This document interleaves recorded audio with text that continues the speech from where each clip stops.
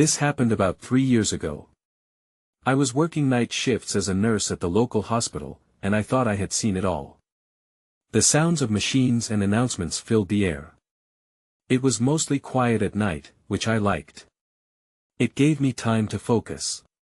I was 32 and just trying to pay off my student loans. One night, I went to check on a patient in room 201. Everything was fine. But then, I heard muffled cries coming from an empty room down the hall. I thought maybe it was coming from the waiting area, so I decided to investigate. My footsteps echoed off the hard floors. As I approached room 218, which had been closed for years, I felt a chill run down my spine. I pushed the door open slightly and peeked in. It was dark and silent. I felt uneasy, like something was watching me. I backed away and tried to shake it off. After that night, odd things began to happen. During my next shifts, charts would go missing from the nurse's station. I would find them in strange places when I least expected it. I also started to see shadows out of the corner of my eye. When I turned, there would be nothing there. I thought maybe I was just tired, but I started to dread the moments when I'd have to work alone. One night, a patient in room 205 called for me. His eyes were wide with fear. He said someone was calling his name, and it wasn't me. I felt my heart race. "What do you mean?" I asked. He shook his head and whispered, "They want me to go to room 218. I was scared, and I didn't know how to respond. I told him to rest, but the feeling of dread only got worse. With every shift, room 218 haunted me more. I tried not to look in its direction, but I couldn't help it. One night, while I stood near the nurse's station, I heard soft crying again. I flinched and turned, but the corridor was empty. I was beginning to wonder if I was losing my mind. Then, one night, I decided to confront my fears. I stood outside room 218 and gathered my courage. I opened the door, and the air felt thick and heavy. A cold chill enveloped me. Suddenly, I heard a voice, my voice, whispering my name. I nearly jumped back. I turned around, but nobody was there. Now, that night still puzzles me. Was it something paranormal, or was it all in my head? I think about it often. The memories replay like a broken record. I still work night shifts at the hospital, but room 218 is a place I try to avoid. I can't shake the feeling that something dark lingers behind those walls. I'll never know what really happened that night.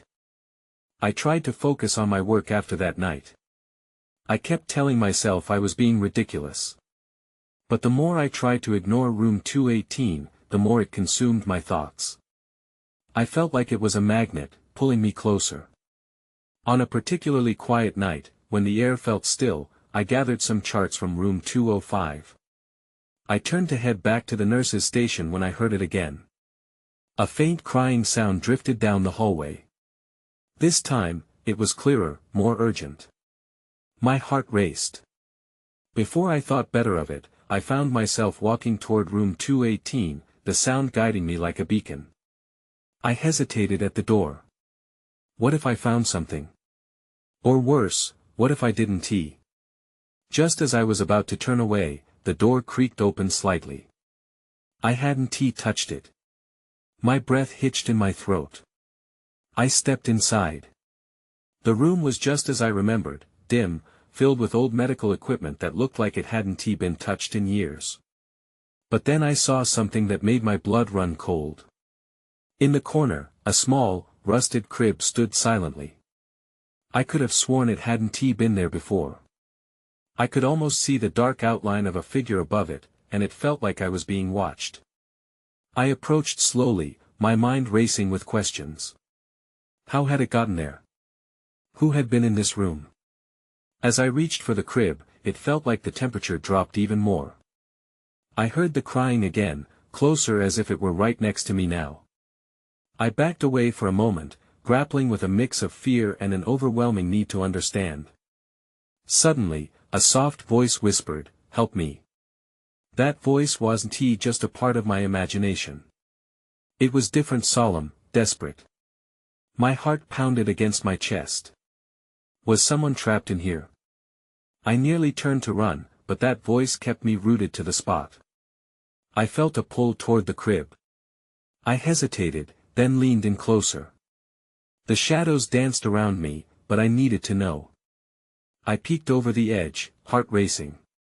There, lying in the dusty blanket, was a small, old teddy bear. It looked worn and forgotten. But then I noticed something else. Scrawled on the edge of the blanket were words, "They're coming for you." My stomach dropped. I stepped back and hit something hard, spinning around to find the door completely shut. Panic gripped me. I pulled at the handle, but it wouldn't budge. The air thickened, and I could feel the heaviness closing in. The crying had stopped, replaced by an eerie silence. I was trapped. That realization hit me harder than anything else. Then, I heard a soft sound again, like a door creaking, coming from the back of the room. The darkness felt alive. I swallowed hard, heart thundering. I sensed something lurking, something I couldn't see. "Who is there?" I called out, my voice shaking. But there was no answer. Just darkness. Then, as suddenly as it started, the door swung open. I stumbled back into the hallway, gasping for breath. I didn't look back at room 218, but the words echoed in my head. I had to know what it meant. I had to find out who or what was waiting for me next. I spent a restless night after that experience, trying to shake off the lingering chill. I focused on my responsibilities but found my eyes straying to the shadows at the end of the hall. I couldn't dismiss the feeling that something was still with me, lurking just out of sight. By morning, I was exhausted but determined to dig deeper into room 218. I headed to the hospital's archives, hoping I could find something about the history of that room. As I sifted through the dusty files, I found a faded report. It detailed past incidents in room 218, but one caught my eye, an old case involving a baby who had mysteriously disappeared from the crib. My throat tightened. I read the brief description a few times. The parents were devastated, and the case remained unsolved. My mind raced. Could the cries I heard belong to the same baby? Or was it something else, a remnant of a tragedy? With renewed determination, I returned to room 218, my heart thumping in my chest. I steeled myself against the fear creeping in. The door creaked eerily as I stepped inside. I half expected to feel that same chill, but this time it felt surprisingly warmer, almost inviting. I approached the crib again. The teddy bear still lay in its dusty blanket.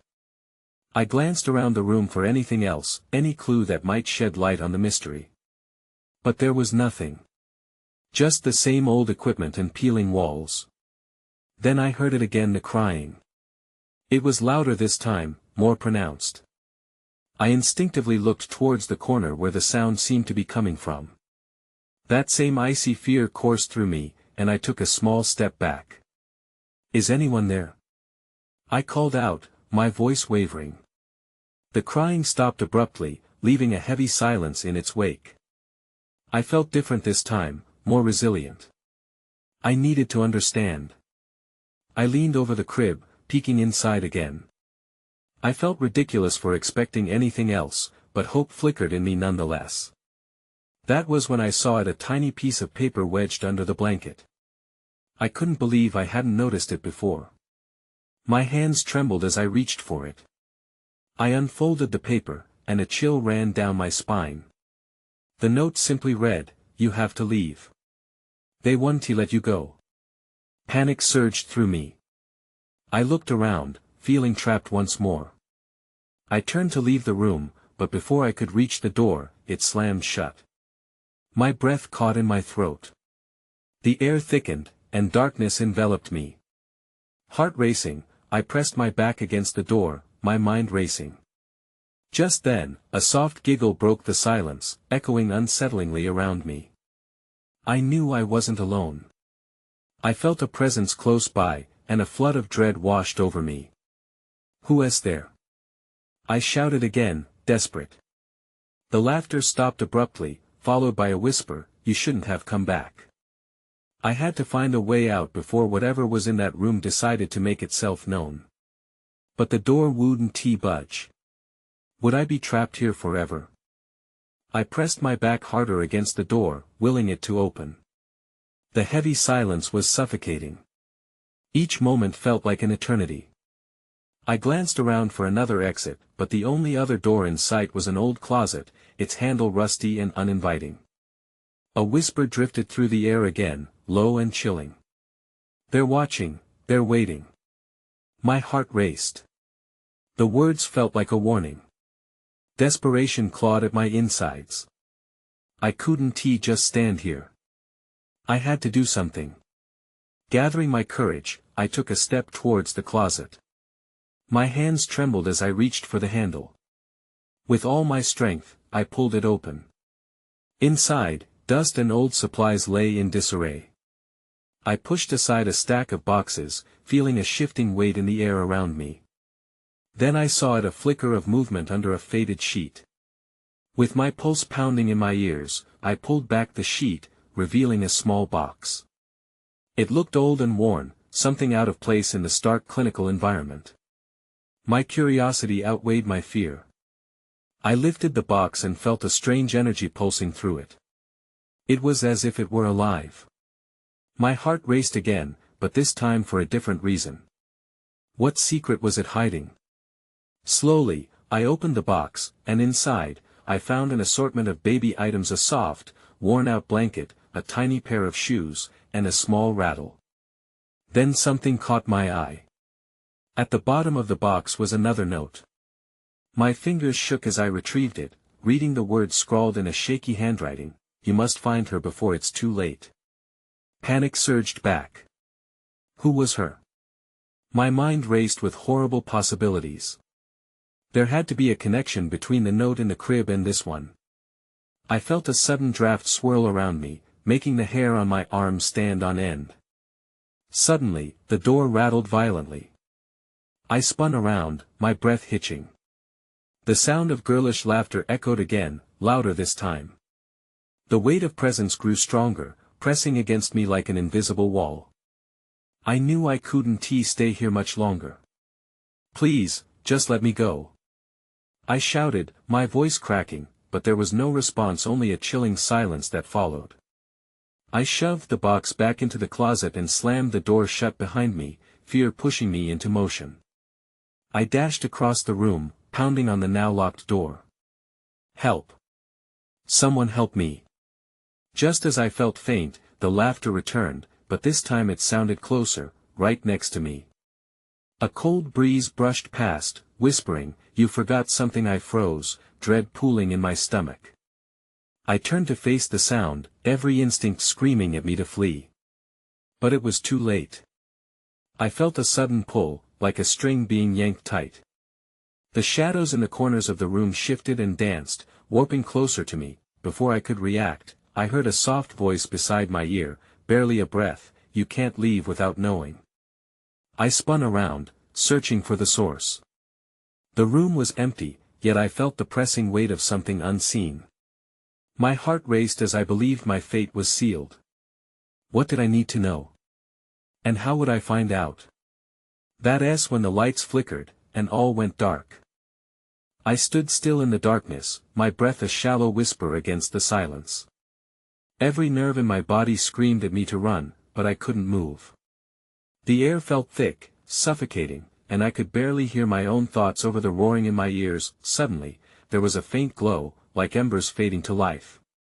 I squinted, trying to make sense of my surroundings. The flickering light revealed shapes in the room, casting long shadows that warped and twisted in unnatural ways. I gasped as I saw it, a figure, small and thin, standing just beyond the corner of my vision. My blood ran cold. I blinked, and it was gone. Just a trick of the light, I told myself, but my instincts told me otherwise. I could still feel it there, watching. I feared that if I turned to face it fully, it might vanish. Or worse, it might not. Taking a steadying breath, I let my eyes roam around the room. I needed to find a way out. Was there a window? I remembered a large one on the opposite wall. I took a step toward it, my footsteps muffled against the floor. But as I approached, the temperature dropped sharply. My breath came out in visible puffs, and I felt a tremor run through me. That's when I saw it again, flickering in the shadows. A flash of pale skin and dark hair. My heart raced as I realized it was the girl, the one I had seen in the crib upstairs. She seemed to hover, her small feet barely touching the ground.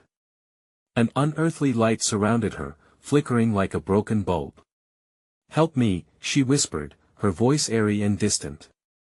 "Where are you?" I called out, desperation creeping into my tone. She pointed behind me, and the shadows seemed to grow denser. My instinct told me to turn and confront whatever lay there, but I couldn't bring myself to do it. Instead, I forced myself forward, inching closer to the window. The weight of her gaze lingered on my back, urging me to heed her warning. As I reached the window, I yanked it open. The air rushed in, fresh and filled with night sounds, but the girl's voice grew frantic. "Don't leave me."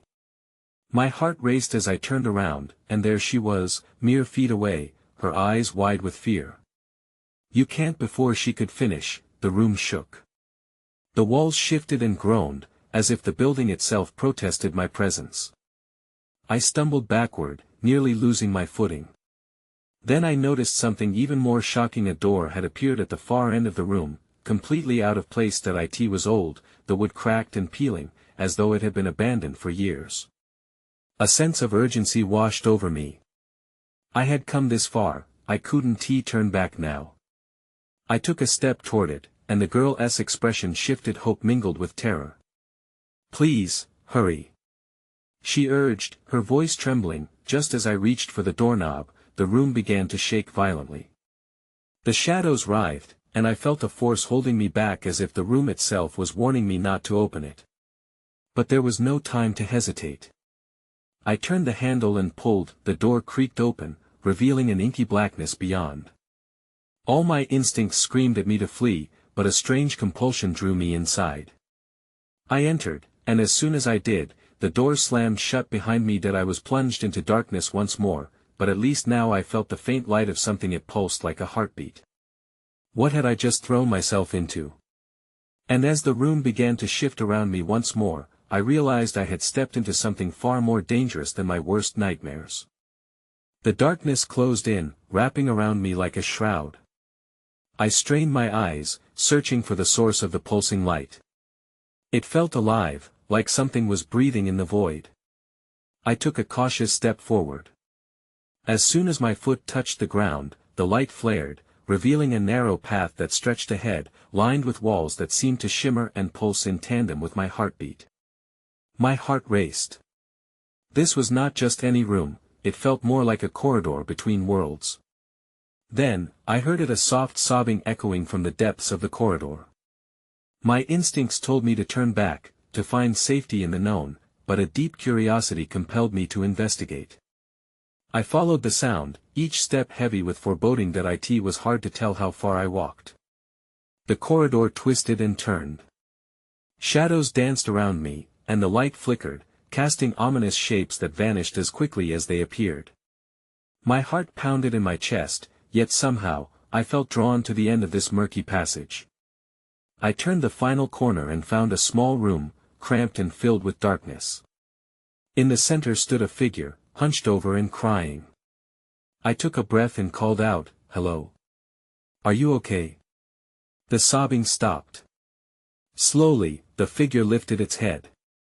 It was a boy, maybe around my age, his face streaked with tears.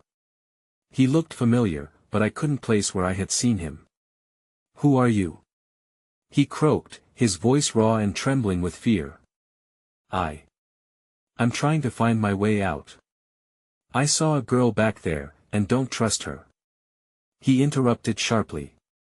His eyes widened in fear. "She's not who you think she is."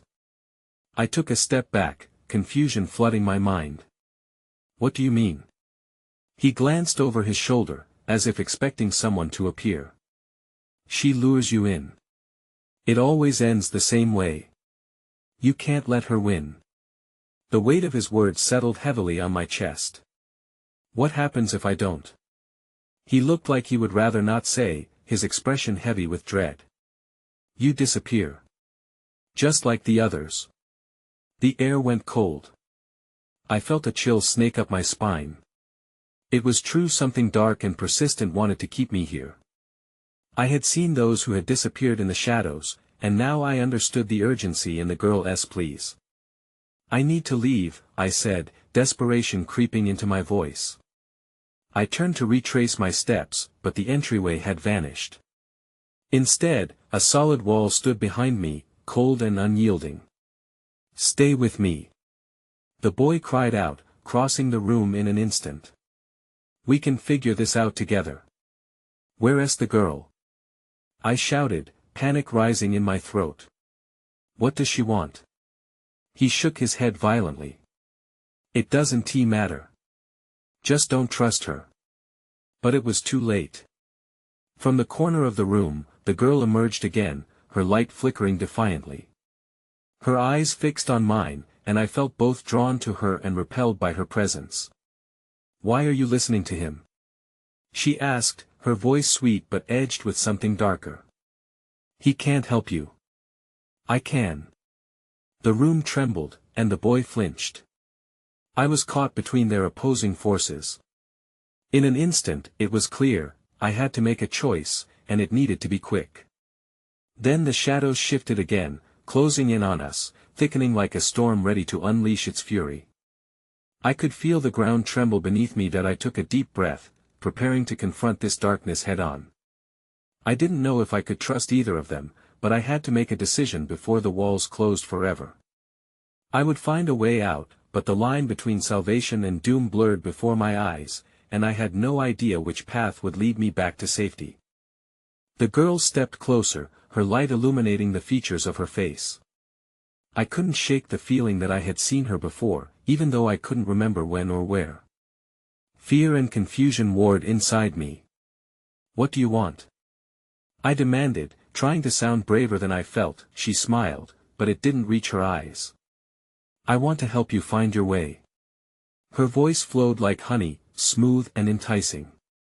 You don't need to listen to him. She gestured toward the boy. He's just scared. You can trust me. Trust you? I replied, my voice shaky. You're the one who brought me here. The boy shook his head furiously. Don't. He looked back at me with pleading eyes. She'll trap you. Just like the others. As the tension intensified, I felt the walls of the room pulsating, closing in tighter. My instincts screamed that I needed to act fast. I turned to the boy, desperate for guidance. If I can't trust either of you, how do I get out? He looked torn, but he finally pointed toward the wall behind him. There's a way, he said, his voice growing more urgent. But you have to face her. That light, it's an illusion. The real exit is hidden in the darkness. I swallowed hard. Facing her sounded more terrifying than disappearing. But I couldn't stay trapped here. I stepped towards her, my hands shaking. What if I trust you?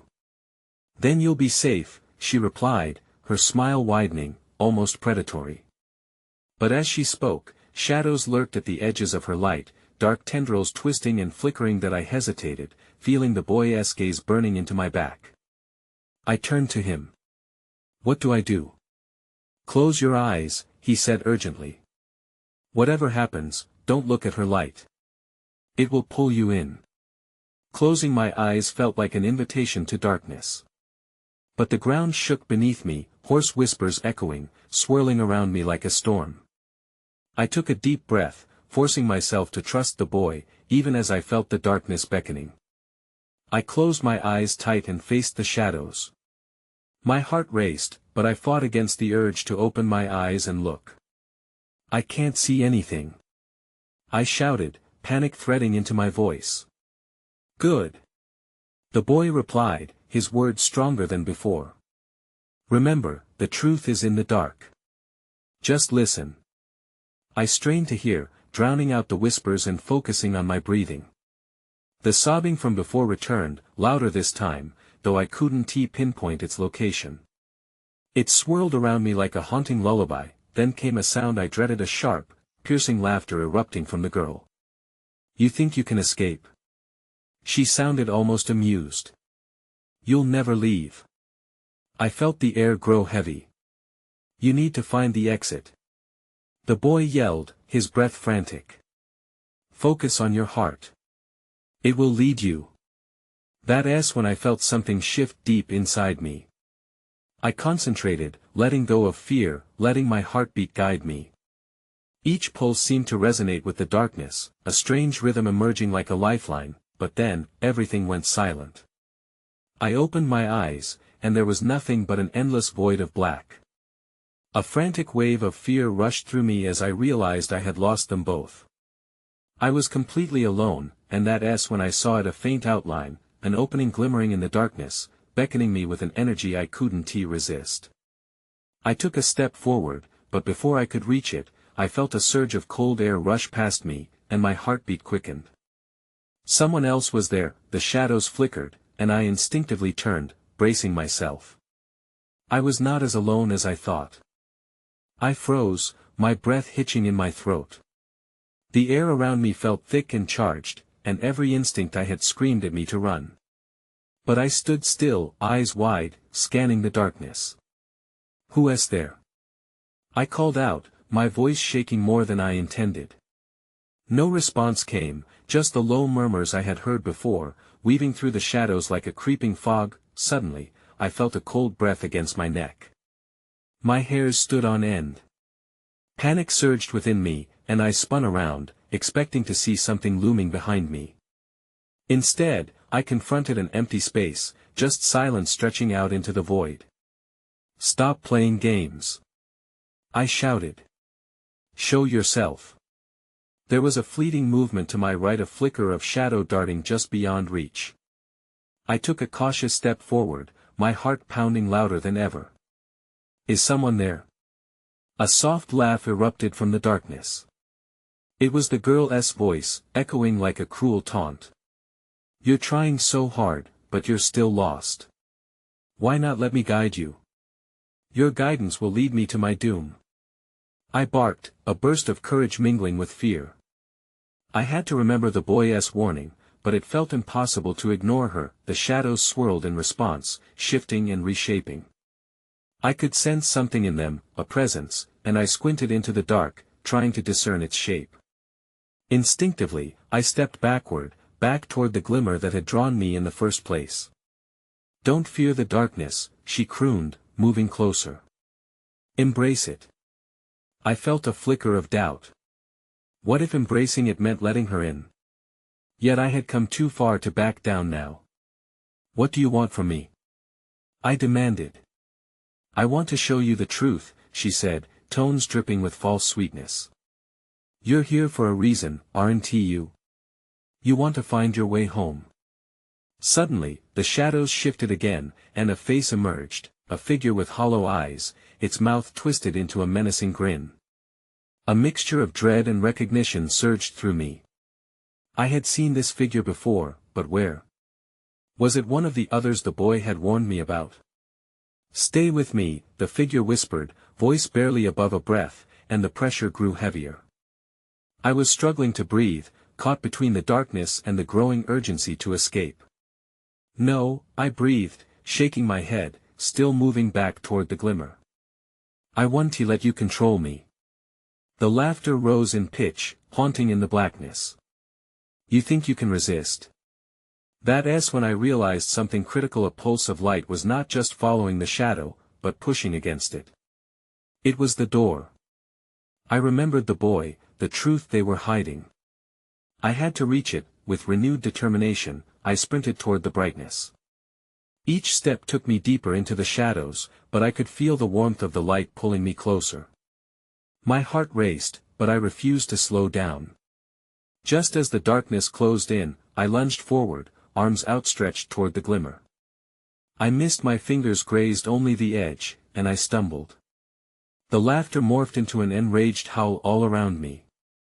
"What have you done?" I couldn't respond, fear churning in my gut.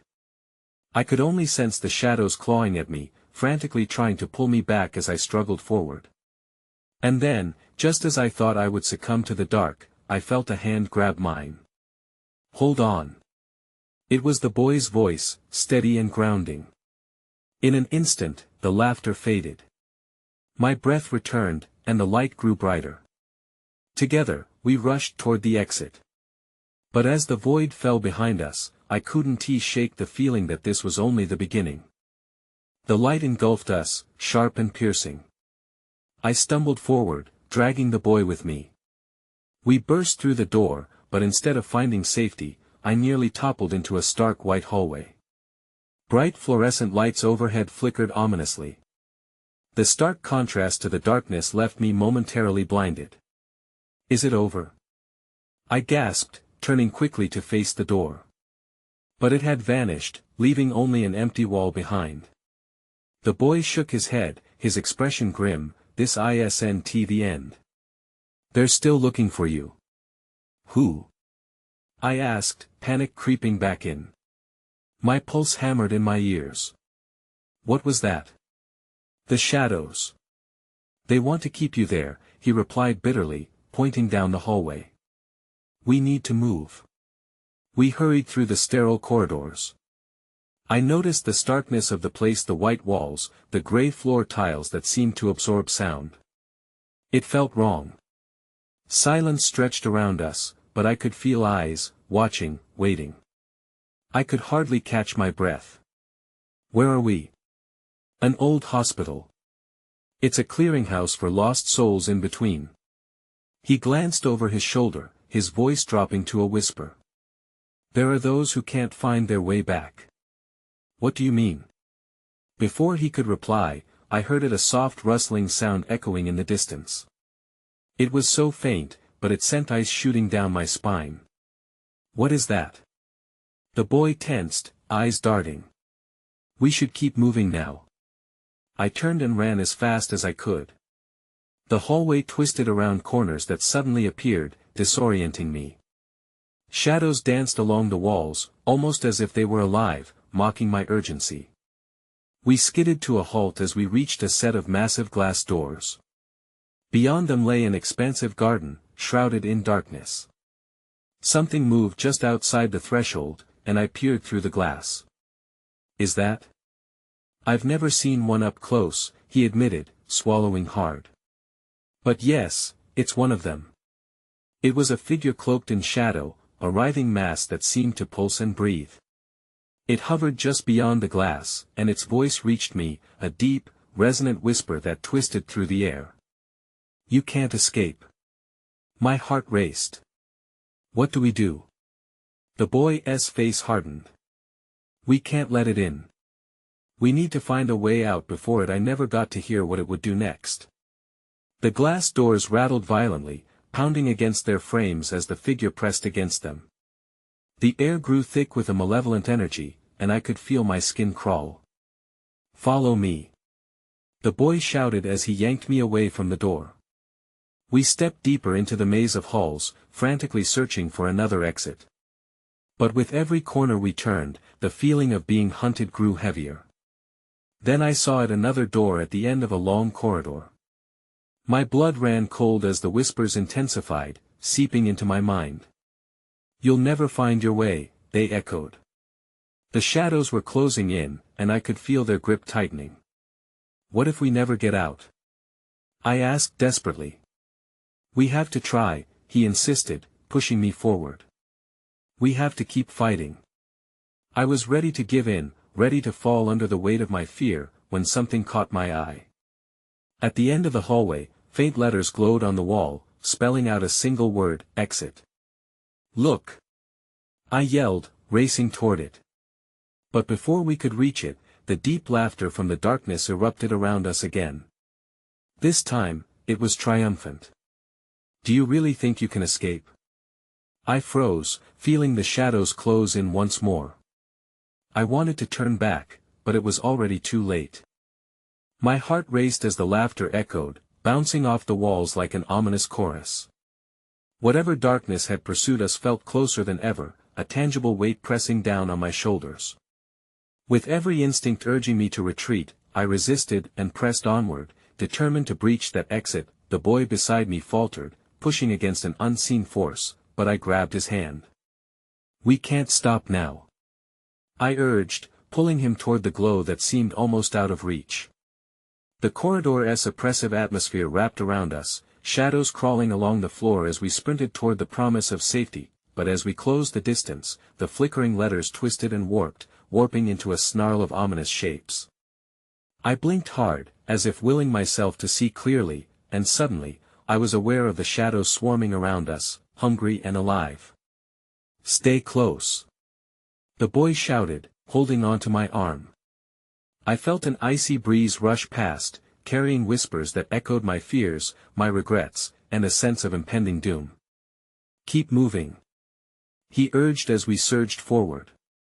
"Almost there," I called out, straining to chase the glowing letters, their warm light flickering like a distant flame. But then the shadows surged, thick as fog, and the exit flickered like a candle snuffed out.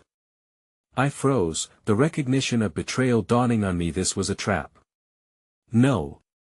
It can't end like this.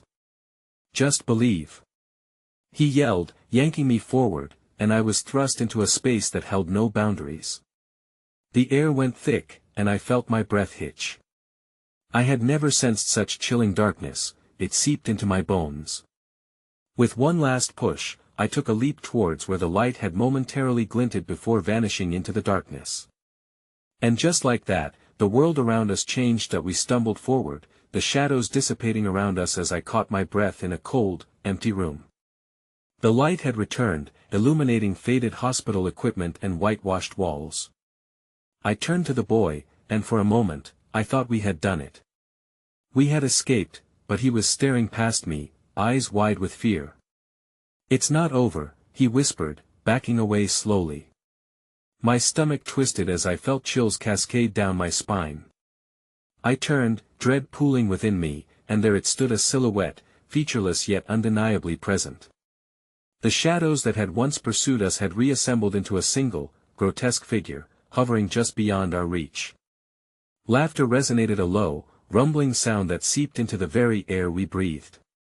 "Did you really think you could escape?" "No," I screamed, lunging toward the boy. It was too late. The darkness swelled, pulling us apart. I felt him slipping away, and I never wanted to let go. But as I fought against the encroaching shadow, a strange clarity surged through me. Maybe this wasn't about escaping, maybe it was about confronting what lay within. I steadied my breath and turned back to the figure. "You don't own us," I shouted, forcing the words through the fear gripping my throat. The laughter died, replaced by an eerie silence. The shadows hesitated, as if waiting for my next move. "You can't scare me," I declared, planting my feet firmly on the floor. "I know you want me to believe I'm lost.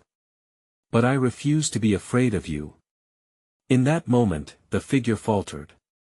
Light flickered back, pushing against the darkness surrounding us, illuminating the space. It wasn't a way out, but it felt like a chance. "We are not yours," I screamed, and the shadows thrashed, shrinking away from the radiant defiance I'd summoned. The boy's presence surged beside me, and without thinking, I took his hand, feeling the surge of our combined resolve. Together we faced the darkness, pushing against it. A determined force surged within us. "I won't lose him," I yelled, gripping tightly, and together we hurled ourselves into the unknown. Suddenly, we were engulfed by a blinding light, the oppressive weight of darkness pulled back like a tide. And then, we were outside. That we stumbled into the night, gasping for breath, the hospital looming behind us, a daunting figure washed in moonlight, seemingly normal yet oddly unsettling. The weight of our escape pressed against us, yet the shadows whispered their lingering threat from within. As we stood there, adrenaline thrumming in our veins, I knew I would never forget room 218. The maze of corridors, the choices that haunted us. Did we truly leave it behind? Or would the whispers follow? 3 years later, I still work at the hospital. Each night, a sense of unease blankets the halls, shadows stretching far beyond the flickering fluorescent lights.